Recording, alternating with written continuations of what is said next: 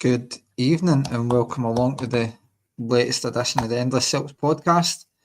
It's Monday night. It's me and Gavin. I've just seen McGinty's in the comments, so I've told him to come on and apologise for shouting at him because I wrote in all capitals.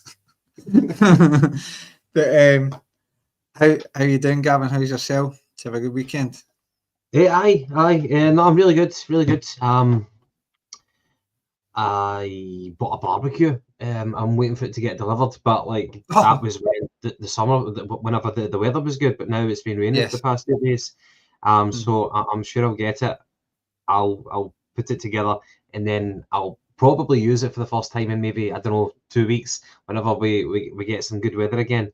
I am not looking forward to that. And I'm leaving a golf fan, but last night I was like messaging you guys, and I'm like, right, is McIlroy almost going to win it? And you're like, aye. So I stick it on, and he looks as if he's doing well. He's like a few shots ahead of I think he was about 3 ahead when you put it on.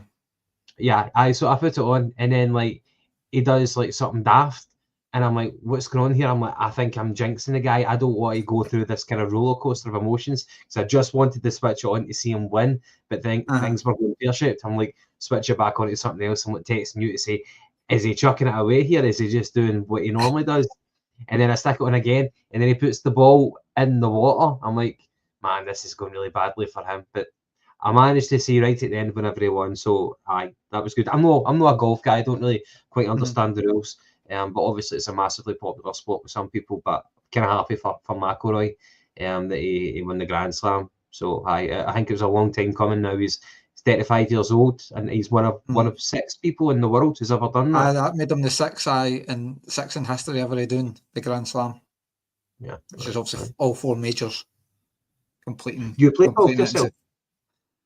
Badly, Gavin, but I do. I love golf, but what I love about golf is I mean, it's a waste of a good walk. I will admit that, but you watch golf, you watch the professionals, and see there's one time you could hit as good a shot as a professional. That I'm not trying to say it's you obviously kind of compare golf and football and things like that, but I think the beauty of golf, there is times when you can play as good a shot as a professional. You've obviously clearly never dated as consistent as guys, is that for a reason, but there could be in the whatever how many shots you take to going around, there could be 2 or 3 times you will hit an absolute wonderful golf shot that a pro would be happy with, and you're like, just for a wee moment, you're like, well, I'm not that good. Then you end up tough in the next. You do what McIlroy does and puts it in the water more often, but are the celebrations not more muted compared to if you were playing sevens with your mates and you score an absolute worldie, it goes right into the stanchion? You'd be you'd be jumping a bit mental, but in golf, is it just kind of a high five, a chuckle, and then let's move on to the next one? It's you obviously your playing partners. It's well done, nice shot, and things like that. But it's nothing like you see in the telly. But I love it. I love golfing. Buzzing for Willie for the podcast.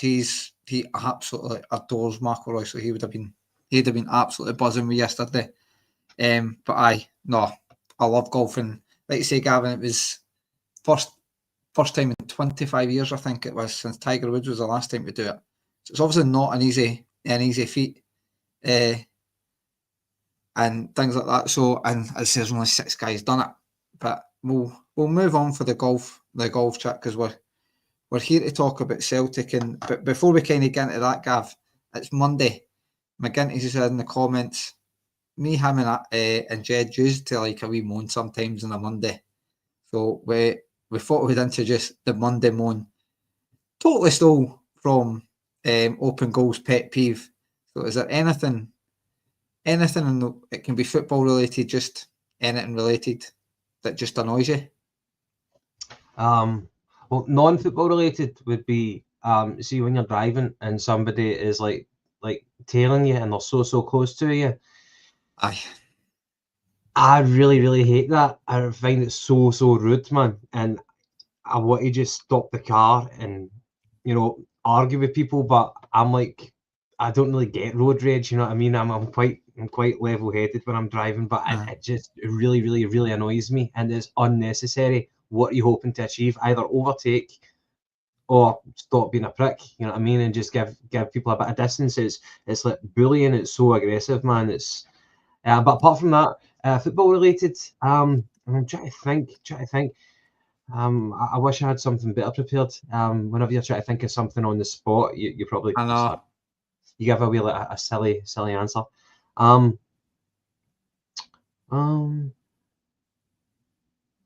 I guess whenever you're about to take a free kick, as soon as like a foul is blown and you get the opposition like just stand in front of the ball or they kick it away whenever you're trying to put it down. I get it that it's a bit of kind of gamesmanship to kind of delay things, but it's just annoying. Like whenever you're a football fan, like especially at Parkhead, and you're watching it and you want us to get on, maybe if it's like nothing each, and you want us to kind of pick up the tempo, and people do that. It's like a great tactic to piss off fans and to kind of disrupt the game. But I really, really dislike it as a Celtic fan. And there's smell of glove coming in with one. People who cycle on pavements. I get that. But equally when I'm driving, I hate cyclists on the road. I hate it.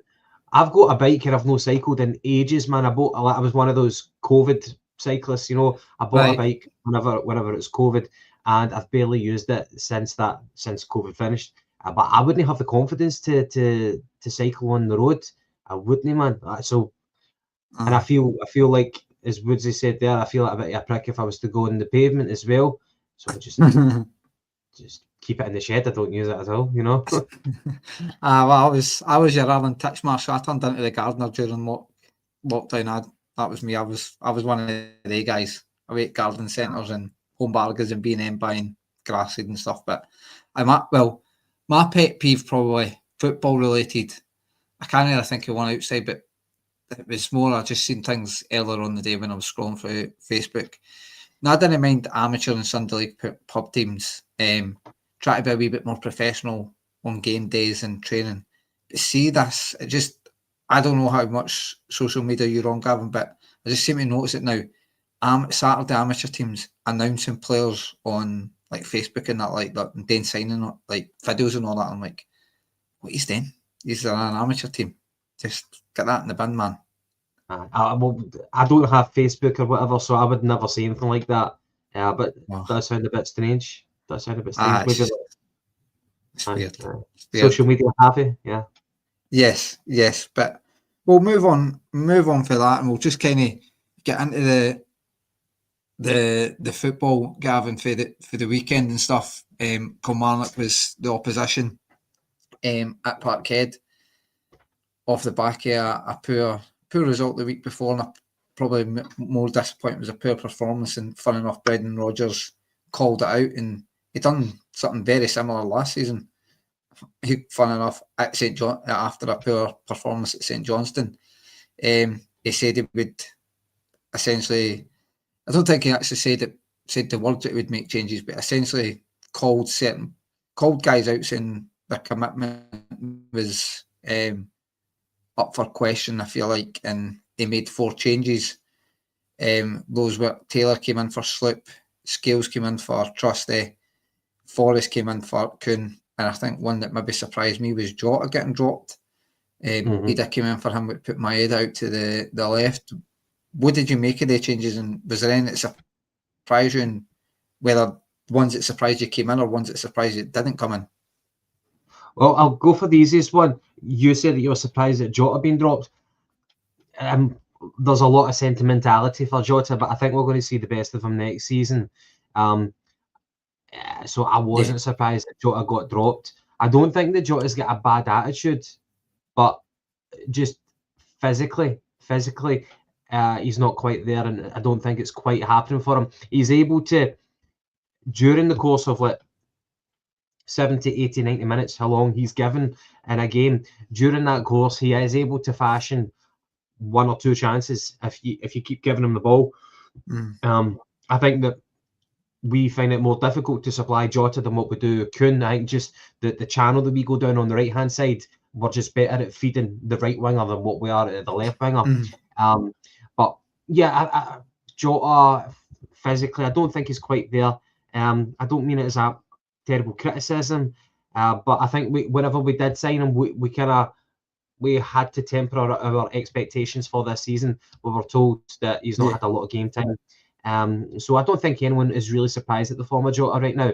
However, that's where I'm coming from. So I think it was a justified replacement. And Ida coming on, I was happy with that. I was maybe surprised at Scales coming in for Trusty, because we spoke about it earlier on in the season. And do you remember Trusty got dropped earlier on in the season, and then Scales came in, and then Scales got dropped, and Trusty came back in, and then Nawrocki more recently has had a chance to come in as well. I remember, I think it was like perhaps Ross in the podcast who said, "Look, I get that maybe people's form isn't great, and sometimes you want to drop a player and bring in someone else." But at the same time, he said that you kind of maybe need to play through that and think about forging a partnership with Cameron Carter-Vickers and Trusty. You brought Trusty in for that reason. So I was maybe a wee bit surprised. I thought that he would have persevered with Trusty, but obviously not. Scales came in. Scales, apart from two particular incidents where he passed the ball at the park, I thought he did fairly well, and he also had a rasper of a shot that stung the palms of the goalkeeper. Taylor, I was glad to see Taylor come in. I don't think it's been terrible, but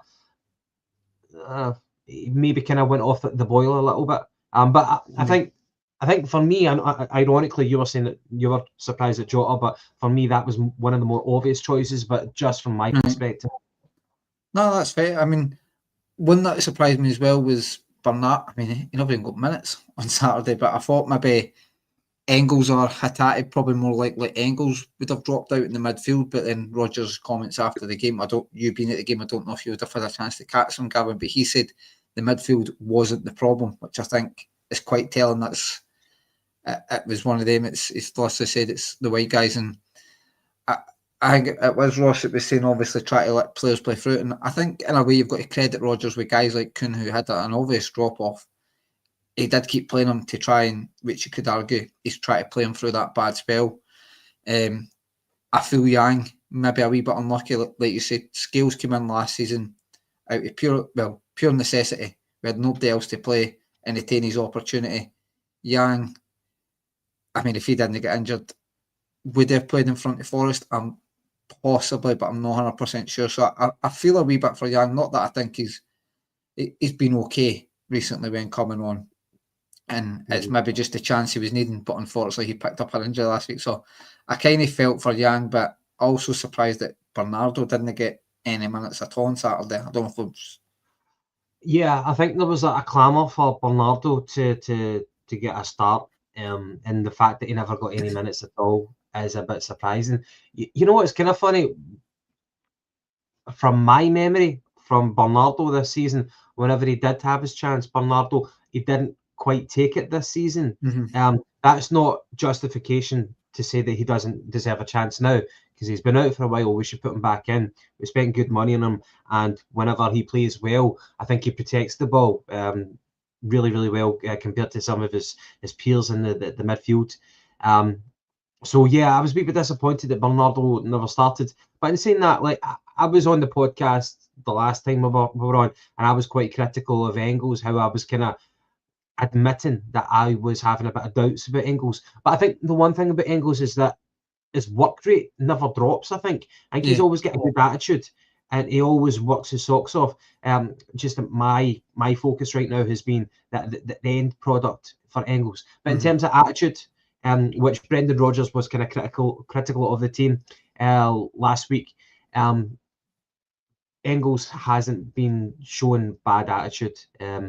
However, see, talking about Forrest, it makes me think of that quote. You know that quote where the people say that the youth is wasted on the young, whereas but whenever you're older, you've got more wisdom and stuff like that. But see, Forrest, I don't know. I would like to think that quote kind of sums up Forrest for me, because he doesn't have the pace from what he did when he was in his 20s, but his maturity as a winger is really, really something to behold. And it's just kind of bittersweet that he's been injured for the majority of this season, and we don't know how long we're going to have left of Forrest. I think his contract runs out at the end of next season.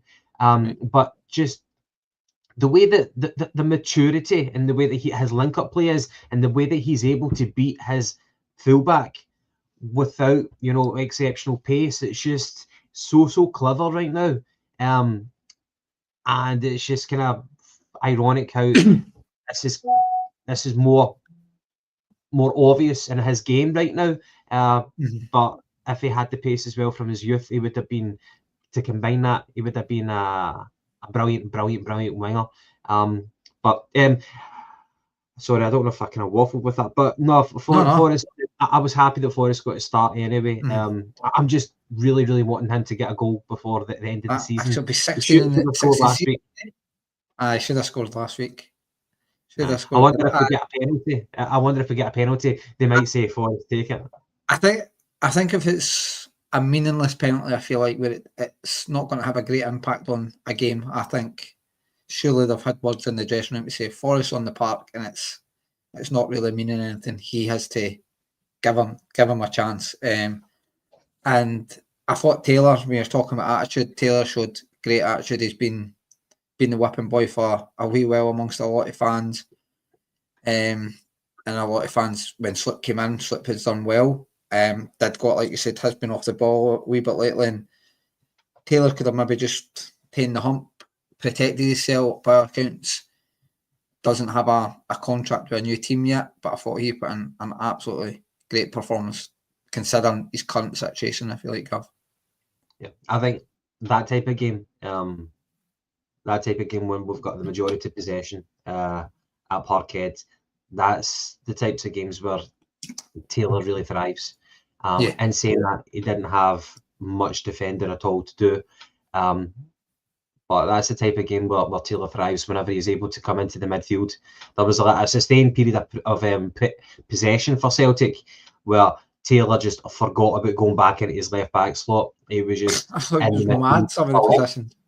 It looked for a good 5 minutes. He was like, I'm a midfielder, I'm not moving. And he was adding the numbers, that kind of overload that we experienced from Ange's days. And that's kind of Greg Taylor at his best, whenever he's trying to thread through passes.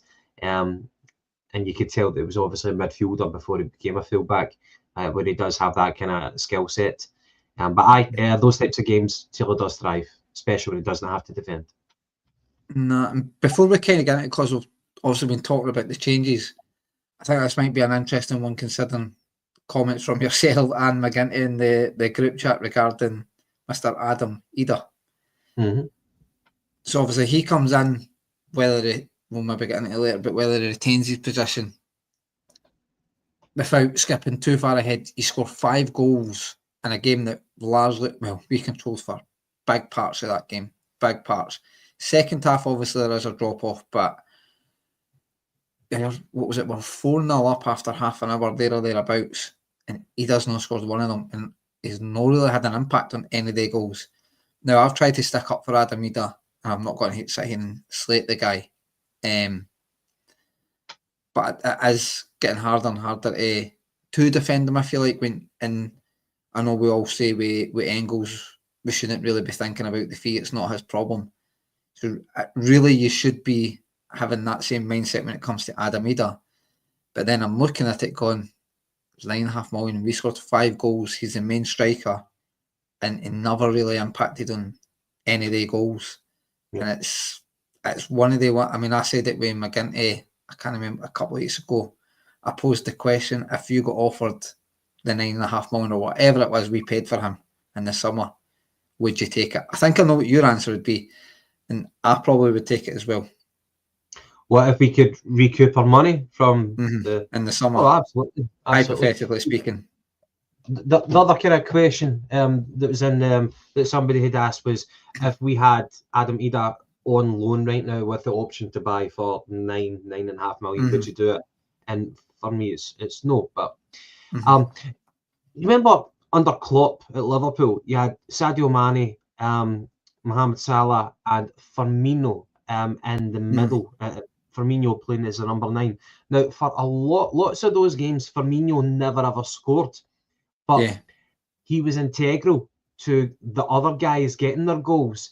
So they could have a high scoring game and he might not score, but it'd be his peers who would score. But everybody more or less recognised the work that he did to enable his teammates to get those goals. It was pivotal for the way that Liverpool played.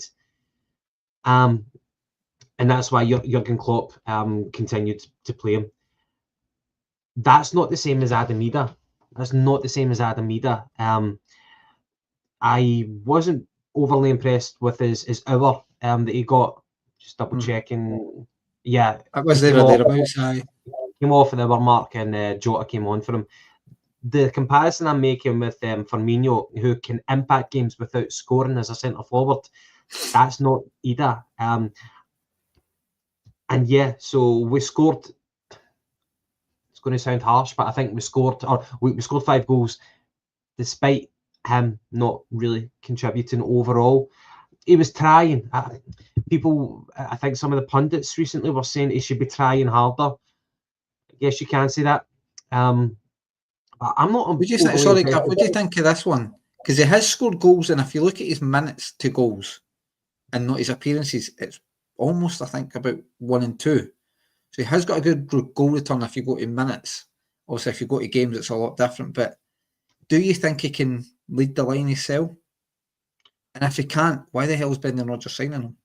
Because Rodgers plays with one striker. Well, we signed him because of that. What he done for 6 months.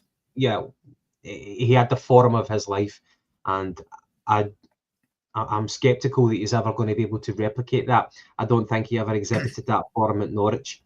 But we're not going to beat him in terms of the transfer fee. It's not his fault. But he put in such a great half-season performance for Celtic that we wanted him as the plan B. We've got him now, and the plan B doesn't seem to be working whenever he does have his opportunities. In terms of his goal scoring record, whenever you convert it down to goals per minutes, it's fairly respectable. But I don't think that you can judge him on that. For me, the main stat is that he doesn't get enough minutes on the park. The reason for that is because overall, he's fairly ineffective. I don't think that as a Celtic striker, I've spoken about the rich history that we have for centre forwards. If you're starting from the mid-90s onwards, starting with like George Cadet, Pierre Van Hooijdonk, and there's just a series of top quality centre forwards that we've had up until today, up until Kyogo leaving and Maida playing there. Adam Ida is not one of them, unfortunately. And you want him to do well, you want to be proved wrong, but I don't think he's got the skill set to be a centre forward for Celtic. I think maybe the jersey's too big for him, and I don't think he has that natural cavalier spirit, that arrogance, and that self-belief. So obviously got an element of self-belief to make it as a professional footballer, to be single-minded, but playing for Celtic is a different animal. And it's so far the evidence of this season not working out for him. I guess one of the main things is Kyogo was our centre forward, and we were up in arms whenever he left, and immediately you're thinking, okay, so now it's Adam Ida's turn, and he probably thought that. But then Brendan Rodgers has said, no, we're going to do Maida up front, and we're going to rearrange the team like that. So Adam Ida is not going to get his opportunity after Kyogo goes, and I think he should be away at the end of the season. I don't want to persevere with him. I probably would take my money if I got it, but I think he'll get at least another 6 months. I think Brendan Rodgers, not saying needs it to work, but needs to be seen to be given it a chance to work. Obviously, he did come in when Kyogo left. He did come in for a wee spell when he looked like he was going to carry that mantle. He was scoring goals. Had the 2 against Aston Villa. I think he's maybe our top, if not joint top goal scorer in the Champions League campaign this season, which is quite mad when you think about it. We're talking about with maybe he got 1 against Bratislava, then 2 against Aston Villa. Right. So I think he got 3 in total. I don't think anybody outscored that. Somebody might correct me in the comments. I mean, I can't remember, I think it was Tommy 55 said he's maybe a confidence player. It does come across that way. And unfortunately, I don't know if Celtic, if you're being the number 9, I think you need a wee bit of arrogance about you that you need to just, obviously every striker runs off confidence, but I think you need to somehow be able to, when you're maybe not at your premium, still just do more. I'm finding it hard. Like you say, Gav, want the guy to work, but I'm finding it hard to defend the guy at times now.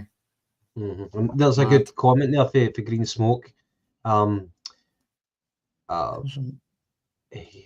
that difference between trying and succeeding. Yeah, totally.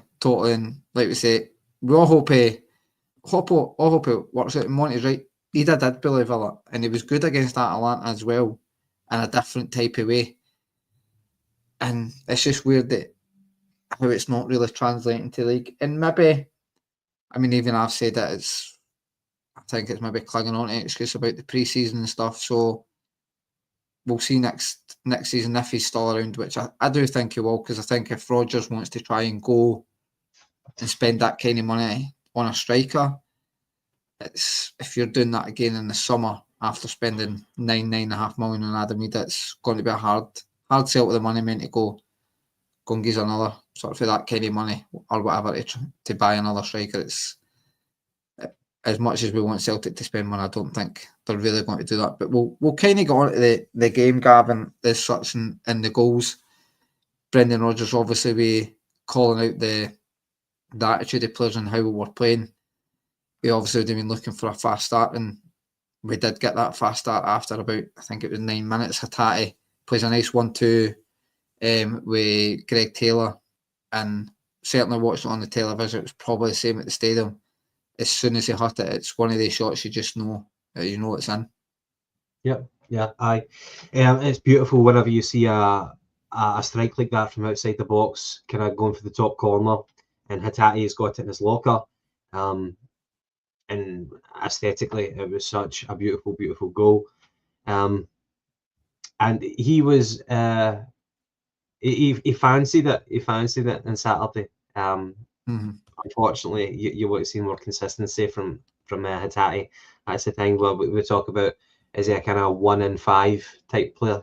Like he has a good game every 5 games or so. But he was really, really on it in that particular goal. Absolutely beautiful. Aye. Some strike. It's just what we know he's got it in the locker. He has had day ones in. We got the second one in Maeda, who's been banging in the goals of late and very composed and really good finishes.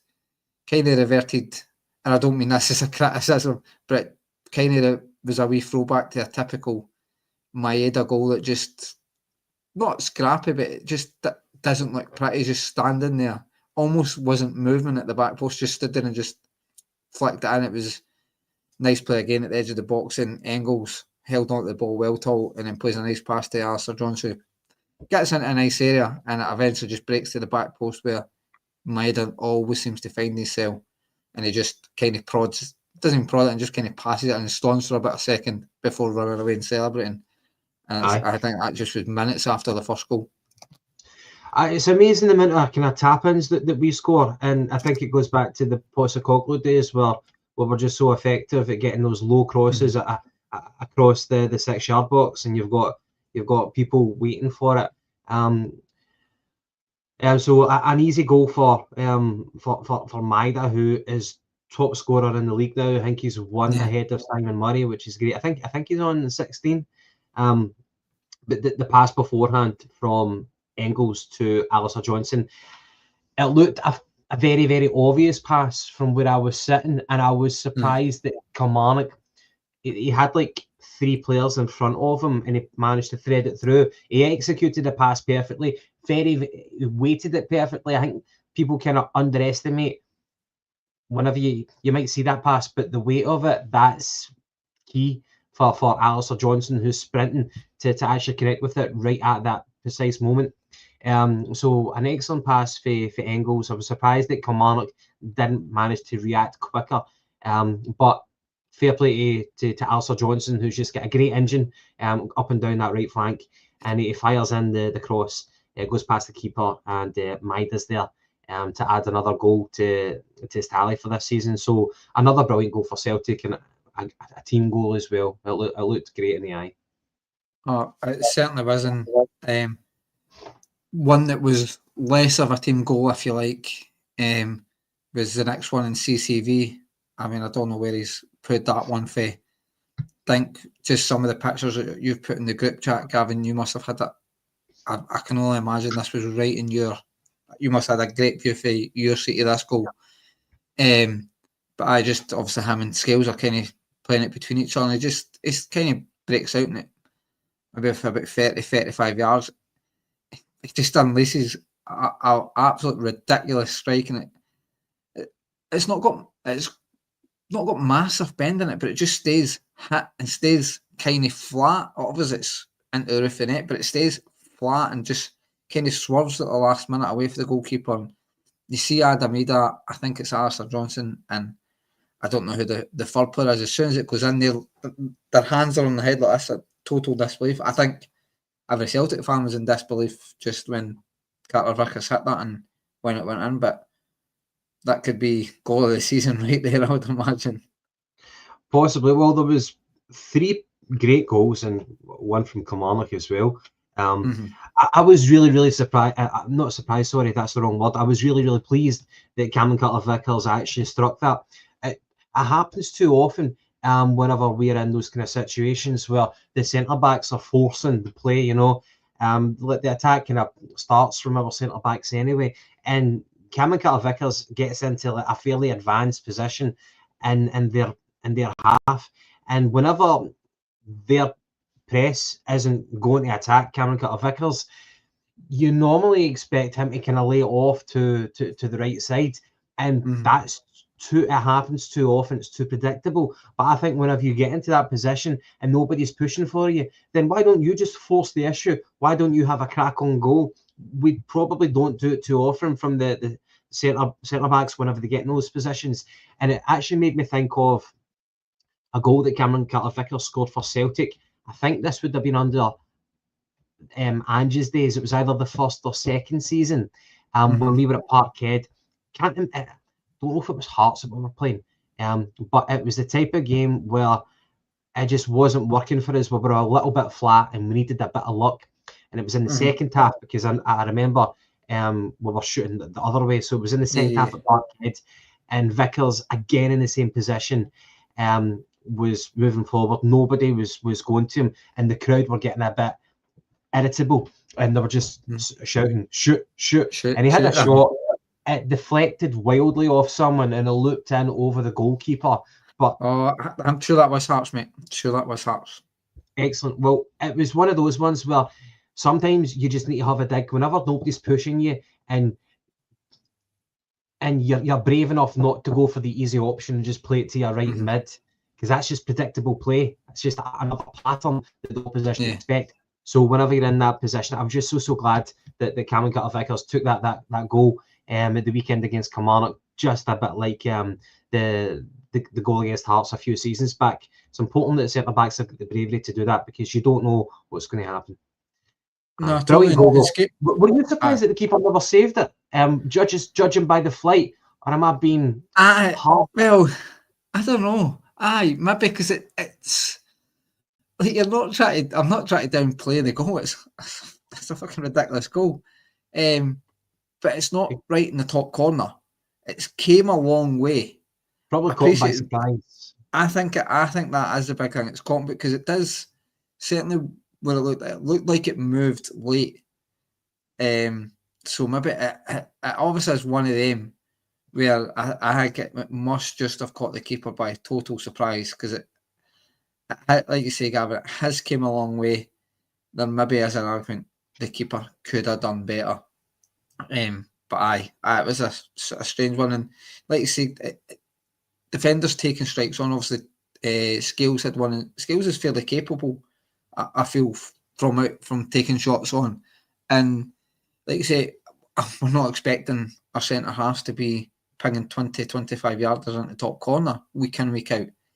But if they maybe start taking more shots on, and and even just working the keeper, like when we're maybe a wee bit flat, teams then might not sit as deep. They might need to come out and start pushing the centre halves, and then that obvious pass out wide that you were talking about is actually the better option that time, because you're then drawing the team out, because they're like, well, these centre halves have actually got a wee bit in it. So it's not the worst that centre halves take strikes on when a team's sitting back. For me, it can force teams out. But then again, obviously we go into the fourth goal. It's about 30 minutes into the game.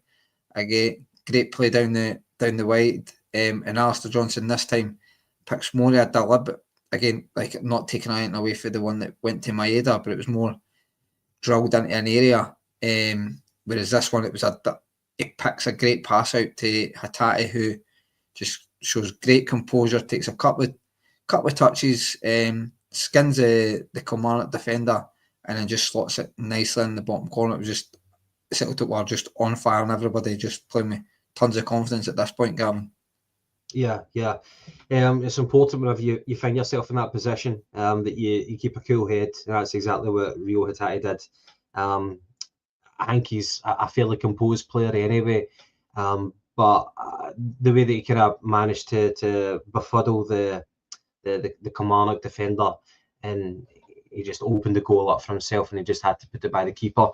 So a great goal. I'm just wondering what his stats are now for Rio Hatate, because see, for those types of midfielders, you want them to rack up a few goals. I'm just going to have a wee look here to see where Hatate. So I don't think it'll be as high as you would hope. He's at the same as Engels, so he's got 9 goals and he's got four assists. That's another worst thing. Funnily enough, Engels has got 9 goals and 5 assists. So that's encouraging. And Cam McGregor, he's got 8 goals and 2 assists. So that's great. That all the midfielders are kind of contributing to goals. I think everybody would probably agree that Cam McGregor, with 8 goals so far this season, this is one of his best since he was a more youthful player for Celtic, when he was more advanced. But 9 goals so far for this season for Hatate, that's pretty good. But you want him to get to those levels, and maybe even more, because he's capable of it. It's just that consistency. If he could find that more, then his numbers would be more impressive. And maybe that's perhaps the reason why he hasn't had that big move, because he doesn't do it. Came in, if he did do it, then you probably see him getting a move to England. Watch this space anyway. It could happen in the summer. It's one of those ones, Hatate, you don't want him to go, because you know what he's capable of. And he has that type of magic that I don't think anybody else in the squad does. I think, see, if you were asked to, I was thinking about it during the game, who are our flair players in the squad, and I think overwhelmingly it's Hatate and Jota. They're the two guys with the actual flair, that kind of guile that nobody else really possesses. It'd be a massive departure if Hatate did leave us, but kind of getting back to the goal, as I said, great goal, the way that he took that. Kind of like Kyogo, you would expect Kyogo to do that type of movement in the ball. Right. And then obviously we get a wee offside goal not too far after that. Fair enough, the guy we'll talk about, Ida, makes good movement. It then breaks to Hatate, who does good again, but then I think it's blocked in Maeda. What a finish it is for Maeda. It's more the offside. I don't know if you've seen replays of it, Gav. The lines are a wee bit dubious for me. Now, I'm not calling foul play, it's just they seem to take the line for Ida seems to be for the outside his shoulder, and then the Kilmarnock defender seems to be inside his shoulder. And it's like, well, why are you taking it for 2 different parts? Surely the outside the shoulder's always going to be further away. And if you can't score with your arm, why are they using your arm for offside? So it's more just when it was at 5-0 briefly. I don't know what the feeling was at the stadium, but certainly when I was just watching it, I'm sitting thinking this could be any score at this point. This could be what Celtic want it to be. I don't know what the feeling was like in the stadium. Yeah, whenever they scored that 5th goal, momentarily, there was elation in the stadium, and we just thought it's going to be what's already been a good afternoon is just getting better and better and better. And I was had a wee thought for Derek McInnes at that moment, thinking they can't afford another hiding because they get done by St Mirren 5-1. Maybe the previous weekend, the weekend before that. But whenever I saw the lines, whenever I came back home after the game, and I think whenever you see those stills, it's always going to cause debate. And I don't think it's one of those ones where Willie Collum is going to talk about it, and that that weekly show that he does, whenever they talk about it. We got Duncan.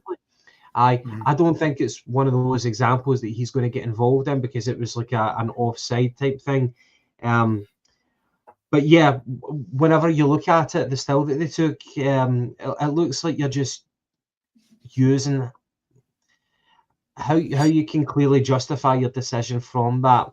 It looks very, very imprecise. I don't know how you could justify the offside from that particular still. So I couldn't say for certain whether it was onside or offside. It looks quite debatable. And I'm glad it happened whenever we're already 4-0 up, rather than one of those tight games where you need something to go your way. But it's frustrating. I don't know how we're going to get beyond that, especially whenever they're using very, very thick lines as well.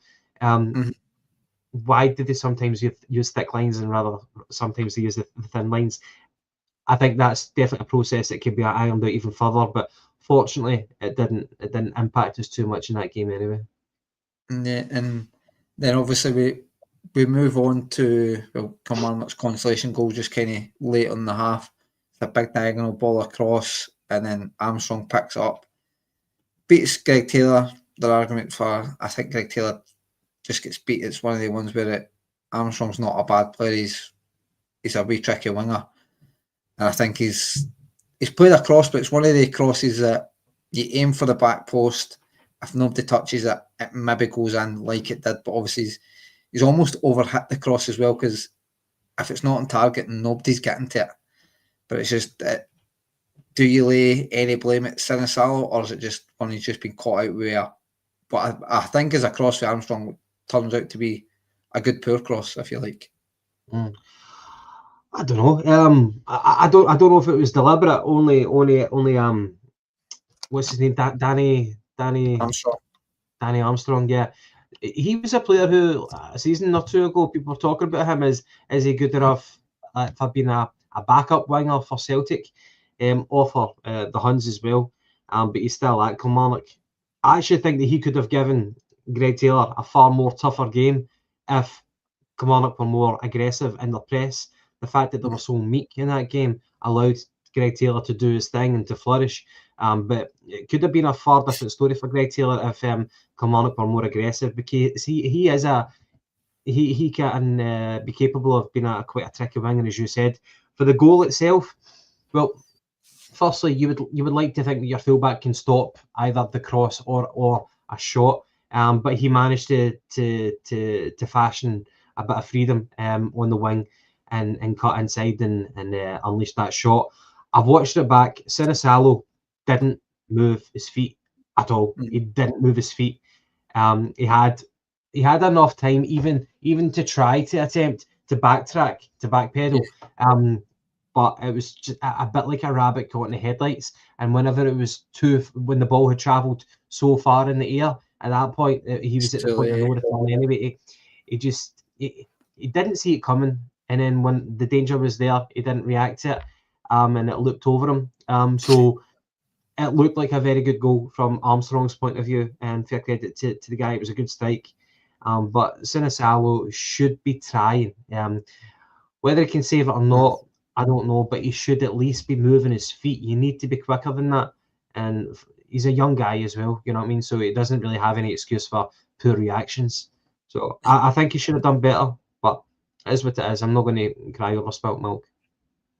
No, it is one of the ones where, similar to the Carter Vickers goal, maybe the Kilmarnock fans are saying the keeper could do better. Just maybe one of them for us. We're arguing maybe Sinisalo could do better. We just strive for perfection all the time, I suppose, Gav, when you'll never ever get that.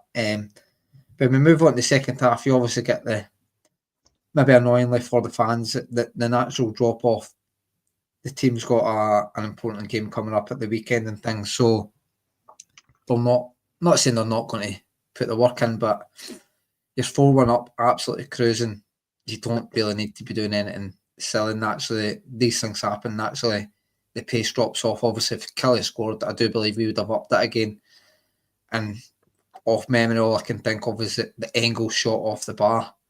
And then he tried one about 2 minutes later that, God, it nearly went out for a shite. Was that bad? It was not great. It was 1 minute it looked like the £11 million player, and the next minute it looked like an idiot. But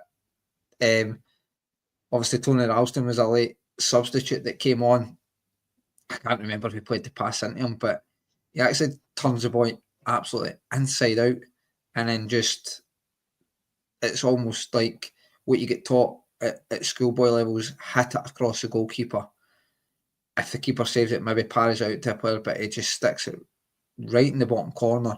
Almost like it was not, the goal was not what you'd expect for a right back. I feel like it was an absolutely fantastic goal, I thought. Aye. The way that he kind of feigned to go inside, and that kind of fooled his opponent, then he went on the outside, and then with the right-footed drive low into that corner. It's a finish that any striker, and the movement as well, not just the strike itself, the movement and the strike, is something that any striker would be proud of. And it's just ironic, like what we're talking about Adam Mida, you can't get any luck for love nor money, and you've got somebody like Anthony Ralston, who rarely gets a game, but he's popping up in the box, scoring a goal like that. Great for Ralston. I think everybody kind of likes Ralston as the kind of cult hero, but I fully deserved. Ralston's got a fantastic attitude, so I was really pleased for him. I would love to see for Ralston to have like a moment at Ibrox, scoring a winner at Ibrox. That would just solidify him as just like one of those cult heroes for Celtic. It's only really Ross County he's got the now, isn't it? Yes. Ross County goal. Brilliant goal as well. Ralston is a guy who he'll give us all. Kind of like Grant, on a Celtic in the hoops for Celtic. Just somebody who'll try and try. So I was really delighted for him. And as you were talking about with Engels earlier on, do you remember that pass that Engels threaded through for Johnson, who cut it back for that goal earlier on? He turned away with his hands up in the air. He was celebrating just for that pass. And whenever he hit the bar in the second half, he wheeled away in frustration. You could tell that he's just really trying to make an impact, and he was kind of gutted that he never managed to get it just under the bar. And then, as you said, when he had that wild shot later on, people were kind of laughing because he's just trying too hard at times. Maybe that's one of the things that he can improve on, trying a wee bit too hard, a wee bit more composure, use the head a wee bit more, improve that football IQ. Great finish to the game. And people around me were saying it right at half time when Celtic went in. What was it? Were we 4-1 up at half time? And a lot of people were saying around me, like, that'll be it. There'll be no more goals in the second half.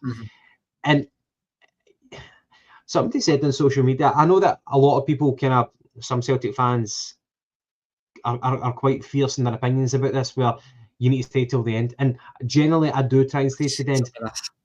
The fact that it was not a 3 o'clock kickoff and it was a 12:30 kickoff, so maybe it gives you a further reason to stay to the end. I get it.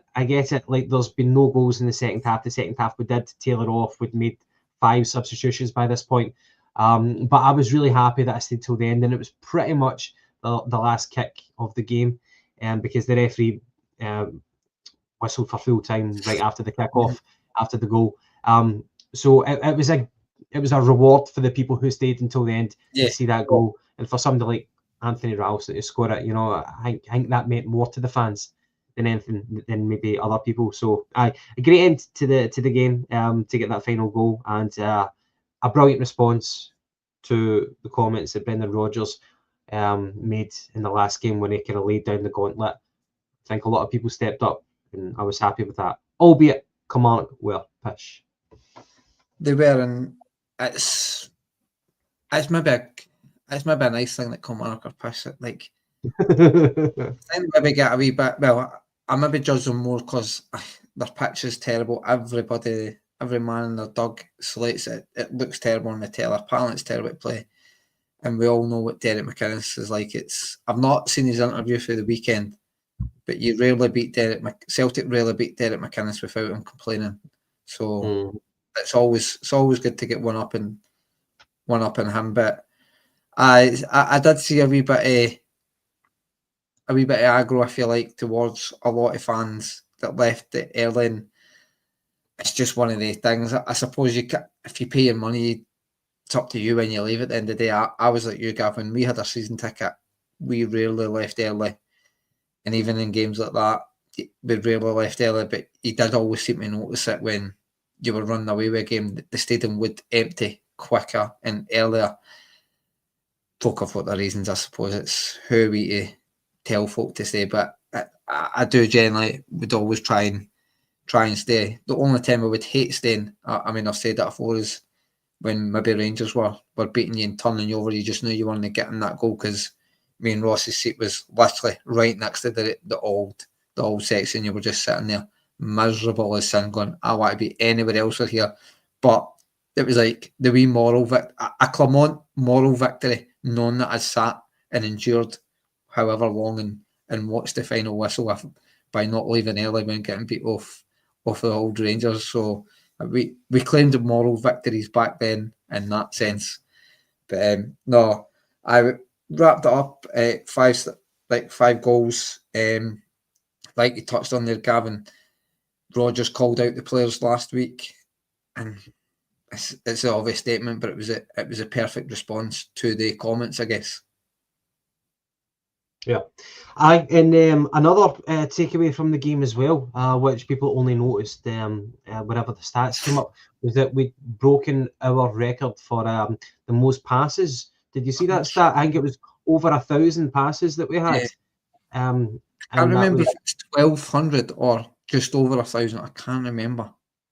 Yeah, I did see that, but obviously, kind of symptomatic of the way that we play under Brendan Rodgers, and very, very possession based, and the fact that we came up against a very, very poor Kelly side, which both, served to kind of contribute towards that stat. But it was, nice to see. Saying that you don't want to be passing for passing's sake, you want to be passing to kind of create opportunities and to kind of create one-on-ones and stuff like that, and excitement as well. You don't want a boring game where you're just passing for the sake of it. But we certainly got a lot of entertainment in that game, and we needed it. I think that the fans went in with a lot of positivity. A nice early kickoff on Saturday. The sun was shining. No need for jackets, and the players duly delivered. So the weather was spot on. The performances were spot on, and the passing apparently was spot on as well. So you couldn't really grumble. You could not grumble at all, unless you want to talk about Adam Eder, where you could grumble. Overall, a really, really happy Saturday. Just a shame that Aberdeen couldn't do the business against the Mankey mob. But I guess that's another question itself. Whether you want. I don't know if you've seen that game, Gavin. I did have it on, and I've not got to dwell too much on it. But their celebrations over a draw, knowing that they had stopped us essentially winning the league on Sunday, that pleases me as well. Just knowing how it's another side of how far they have fallen. When I mean, it's inevitable that we win the league, but they're celebrating 2-2 draws at Aberdeen just because it's stopped us winning the league for a couple of weeks. So yeah, I'll take that every day of the week. It's funny how you downsize your expectations and you adapt to that. So they're obviously going mental at a draw. No doubt it would have been quite a miserable drive back down to Glasgow from Aberdeen if they knew that Celtic had won the league. But I think that their main focus is on Europe right now. The league is pretty much done and dusted. So if that's what keeps them happy, then fair enough. We'll do the business and we'll win it on our own time. Speaking of doing the business, Gavin, the post-split fixtures were announced earlier, so we know. I say we know when we can. Well, when we'll do it, but we know when we can do it. Our first opportunity. We just need that 1 point to secure the 55th title, so equaling Rangers' made-up record, and then I think that'll mean we'll overhaul their trophy hall. I feel like will be one more trophy. So hopefully, when we do secure the title, I kind of want us to make a big deal for maybe a day or two about it, and then just absolutely put it in the bin. Just room 101 with it, get it away. Any fake, most decorated club in the world crap. Just, I know you can't. Now we bet. Now we've got more than you. Get it in the bin. But the post split fixtures we're away to Dundee United first, then away to Rangers, at home to Hibs, at home to Aberdeen, away to Aberdeen, sorry, then at home to Hibs. Suppose maybe for guys like yourself who obviously season ticket holders, the only frustrating thing is it's unlikely that you're going to witness Celtic securing the title at a home fixture. And I get it because obviously the last fixture needs to be a home fixture because that's trophy day. And if they gave us the Hibs game first for the chance to win it in front of their own fans, you're just not getting 3 away games in the bounce away after the split. It's just not going to work like that. As frustrating it is, and I think Sky as well, they can't actually. They obviously would want to show Celtic winning the league, but they've shown their quota of Celtic games at Parkhead already this season. The only reason they get to show the St Mirren game at the end of the season is because Trophy Day doesn't count. So it was always going to be an away fixture first. My only grumble with it is, now it's obviously no guarantee considering even the last 3 games against Rangers. But what I know this is a supercomputer, but clearly it's not because it's deliberately gave us a home game last and in the middle. But why not just have the Rangers Celtic game, if you like, as a title decider, like the chance to win the title against your rivals? Just it seems an absolute open goal to promote the league, if you like. Aye. Imagine if they did that and we won at Ibrox and you were one of the lucky few who were able to get a ticket. I know. You'd be going with fucking body armor and a Kevlar vest. As much as you would enjoy the moment, you'd be like fearing for your safety to leaving. No, I think that they overthink it sometimes. I don't think that it's as bad or it is volatile as what Police Scotland make it out to be, and Police Scotland certainly carry a lot of weight to kind of stop our fun. Yeah, it just seems that the way of things that they're never going to kind of tee up a Celtic and Rangers game to be like that, where we can win the league at their patch or at our patch. They try to avoid that excitement, and it's terrible because there's not that much talking points in the Scottish League, and that's certainly one that you could capitalise on if you were able to kind of make the fixtures suited in that way, where we could win it at Ibrox. But I'm not surprised because they've got forum for avoiding that sort of kind of thing. I'm actually not going to be able to see Celtic lift the league, the league trophy on the final day. I'll be away on holiday. But can I ask you, Franny? See if we beat Dundee United in the next league game, is that us won it, or if Rangers win their game as well, then does no, that? We technically only need a point either way. A point essentially that we're 15 points clear with 15 points to play for. And I think it was Punch McNugget in the comments said it's a plus 42 goal difference better off. So I mean it's won without it being mathematically won, I feel like. Yeah, fair enough. Okay, so, well, we just need to avoid defeating the next game, regardless of what Rangers do. But obviously Rangers need to continue to win every game if we lose every game. You remember whenever we won the league at away to Dundee United back in 15 odd years ago, when Venegary Hesselink, I think he was playing for us in that game. I don't know if he scored. That goal against Dundee United kind of makes you think of that. And I think we clinched another league against Dundee United more recently, maybe under Ange. I think it was Ange's first one, aye. Yeah. Scored a one each draw. Yeah, so it's became a little bit of a tradition as well. It is what it is, you know. It would have been nice to do it at Celtic Park, but if we cannot do it, then we're still going to do it anyway. It's been a funny season, but we put in the hard graft at the start, and now we're going to reap our rewards very, very soon. So looking forward to it. I'll watch it on TV, assuming it is on TV. Is it a 3 o'clock? I would guess it would be. I think that's the reason it's an away game, Gavin. So Sky can get it. I've taken a screenshot. I'll see if it's got the kick-off time on that. It says 12:30, so I'm assuming it's most definitely that's for TV then. So Sky will be wanting to see that. Most definitely. So it will be. But we've got, obviously, we'll just kind of go on to the other big trophy we've got to play for. We've got St Johnstone at the weekend, Sunday, in the Scottish Cup final. We're essentially, well, if you like, we're 3 games technically away for a treble. Although the league, like we say, is technically all but done. Obviously, St Johnstone last week beat us up in Perth. Hampden, I believe, will be a different kettle of fish. It's a bigger part, but obviously St Johnstone fighting for their life. I've technically got a free day off, if you like, for the pressures of the league. So anything can happen in a cup game. I'm not going to count my chickens yet and I expect us to win. It's just Celtic. I do expect us to win, and especially when you go back to when Aberdeen drew us, how we performed in the cup game against them. We absolutely battered them 6-0.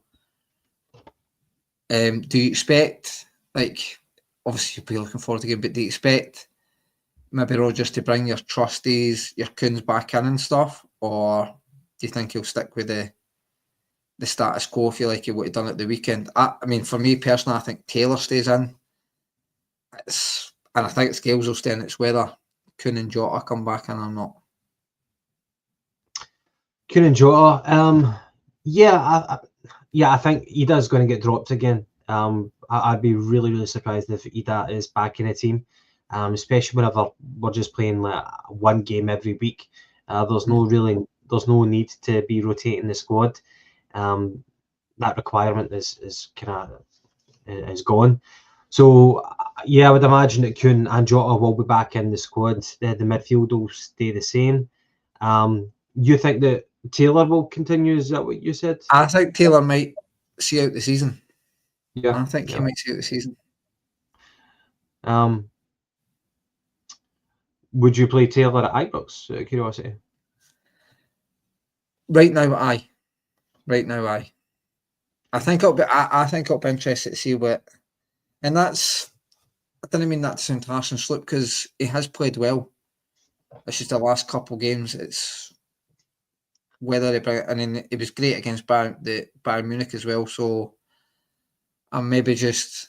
It's one of the ones. Am I elevating Taylor because Slip was bad and I made Taylor out to be better than what he actually was? Like that whole thing when somebody's not playing, they become a better player. Yes.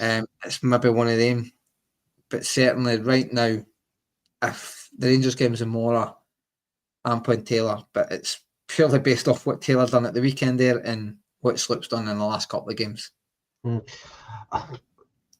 As I said, it's an interesting point. I would be surprised if Schlupp didn't feature in the big games for the remainder of the season. I would be surprised. The fact that since he's came in, he's practically played all the games, practically. Obviously, given that Taylor played on Saturday there. And Taylor did well, but I did make the point that he didn't really have to defend. Nobody really had to defend in that game. So I think the game at Hampden against St Johnstone will be a formality. I think it could well be a high-scoring game. I don't have any doubts at all. And I totally agree with yourself that playing on Hampden rather than at their own park It's just a different type of game. And I think Celtic will relish it. We've got so much experience to go over the line, and I think it will be an entertaining game. I think it could be a high-scoring game, a lot of good performances. I don't have any doubts at all with that one. But I think that Schlupp will come in because I would want to see Schlupp start at Ibrox. It's funny because I know what you say about Greg Taylor, his ability to come in the midfield to kind of create that space, the overload, and then to make them second guess. Maybe Schlupp is a wee bit more predictable in that regard, but I just think that with Schlupp's physicality, I would prefer him to be playing at Ibrox. I don't know if that's more of a conservative attitude or if Taylor is the more offensive option. Maybe there's an argument for both. Certainly both of them. I think you make good points about the both of them, because obviously we were, certainly the last game we were talking about Engels maybe getting marked out the game where Taylor coming into that unnatural position, if you like, for a left back, frees somebody up, but also exposes that side of the pitch, which, like you've said, Schlupp doesn't tend to give up too easily anyway. Yeah, well, it'll be either Taylor or Schlupp up against Czerny, I would imagine. And the main thing that you need to do is, your job is, don't let him go on the inside. Don't let him chop. And because whenever he does that, that's whenever he's most effective. If you manage to show him down the line, then that's you doing your job. So I think that I would just have more faith in Schlupp for that. But in terms of Trusty or Scales, it's another good one. If Trusty gets dropped again for the next game, I would start having doubts about what the vision is for centre back. The fact that we've had Trusty, Scales, and Nawrocki all had game time recently. If Trusty's out again, it just makes me think, what is going on? Have we made another poor signing at centre back?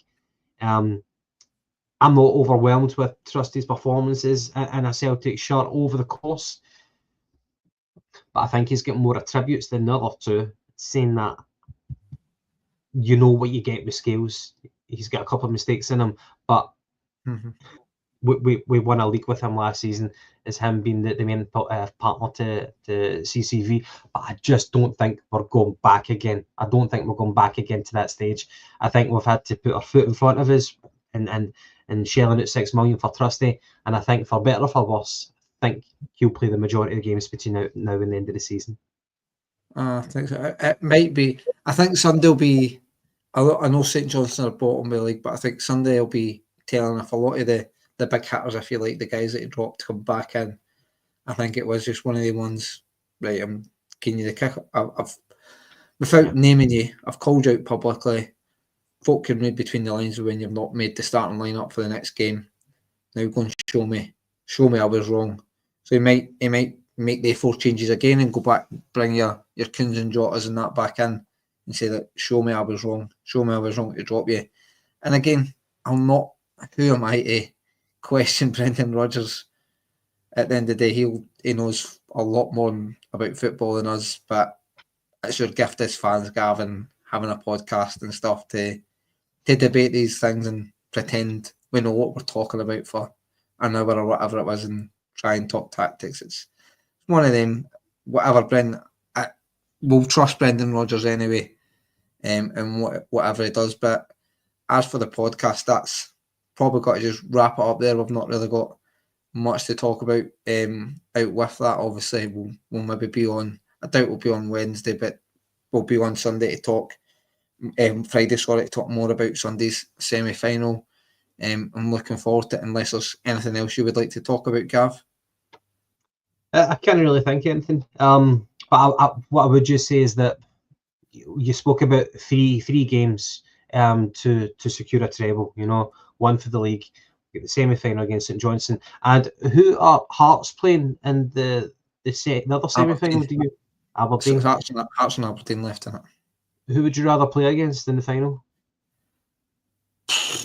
Right now, I would say Hearts, but then what I seen in Aberdeen yesterday, they were good, and then they taken off their 2 best players, and they were rotten after. I just like they'll maybe come at us more, which might Aberdeen maybe attack us more and maybe play into our hands better.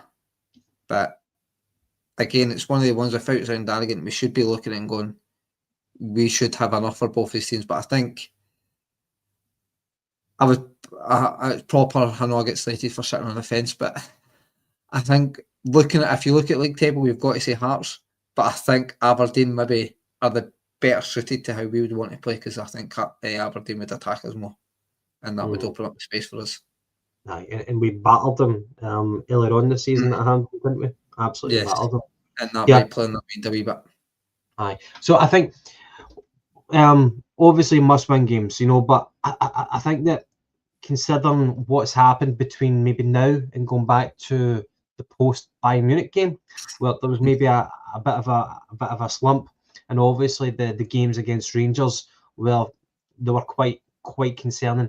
I think between now and the end of the season, 4 important games now, because I do think we need to turn. I mean, as I spoke to with Ross, and I think it was Ross and Stephen maybe on the podcast a couple of weeks ago, or it was James asked if it was important for Rodgers that it's probably important that he wins it, and that not to question Rodgers to be here next season or anything like that, but more how we performed in the recent games against them. That we could go and turn them over for 90 minutes, play them off the park, just not scoring. A guy like Igamani goes and battles one in the top corner again. Hands up is not. But I think for me, Rodgers needs a performance. Celtic need to put in a performance at Ibrox of note, I feel like. Either by hook or by crook, get the win, or absolutely play them off the park, and it just maybe isn't your day. I just think there needs to be a wee sort of a shift there. So probably four big games, three big games, but the Ibrox game is big for me, for mentally more than anything. Yeah. I dare say that some people might even be satisfied if we get a draw at Ibrox, considering how we've fared in the past few games against them. But I just think that it's the way in which we respond between now and the end of the season which could put an added gloss on this season. So we're very, very likely to get a treble, and so many people point out to other Celtic fans, like, don't ever take a treble for granted. No. But the manner in which you do it, just because we put in the hard graft at the start of the season and we've kind of tapered off a little bit, but if we can really go back to being an impressive Celtic team, and in order to clinch the treble, then that would make it far more memorable. And we want that entertainment as fans as well. But I totally appreciate where you're coming from. Well, we need to put up a marker for the game against Rangers at Ibrox. A defeat will not be accepted. And it's funny how if we do get the treble and if we do concede another defeat against them, how's that going to look? I don't think one goes without the other. I think I still want the treble, but I demand a good performance against them at Ibrox. So we'll see. But it's still exciting. We've got that game to look forward to. Well, we've got something to prove. We definitely have something to prove, and the fact that we've got the semi-final, and then looking forward to that. If we beat St Johnstone, we've got the final as well. So it's shaping up for a good end to the season, really. And I guess that kind of concludes the end of the podcast as well. But I'm looking forward to it. There's games to be played, and there's pride to be. I'm talking shite right now. We're playing for pride in that game against Rangers. We really need to show them that we are top dogs. It's unacceptable to pick up another defeat against them. Nah, totally agree with that, Gavin. And then, like you say, trebles, as much as maybe the younger generation, guys like Stephen for the podcast, it's not a criticism of them. They maybe just came accustomed of. That's how they justify success. But no, I totally agree that trebles should be celebrated, because they aren't easy to win. Yes, Brendan Rodgers seems to have normalised that, but guys like yourself and me, Gav, grew up in different times where winning one trophy was hard enough. Never mind winning 3 in the one season. So, I mean, I know Martin O'Neill kind of changed that mindset from the early 2000s, But just anybody that's, as I say, not your fault that you're maybe born late 90s, early 2000s, do not take trebles for granted. They'll celebrate it like it's the first one. There are hard things to win. So fingers crossed that's, and by the end of May, that's what we're talking about is Celtic winning. I think that'll be 9 trebles or something. Absolute mental. Yeah. Aye.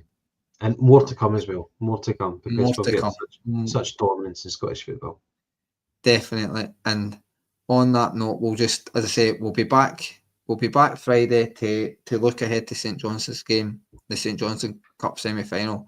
Just thanks to everybody in the comments that have been hanging about with us. There was a Daft Rangers fan, a Kenny Bantam. I'm glad nobody Kenny got involved in the comments with him. He was just being an idiot, but it's one of them. Similar to them drawing against Aberdeen. If they want to pop in their podcast to have a wee chat, well, that's on them. I'll bid you farewell and night-night, and let's look forward to Sunday. Hill, hill.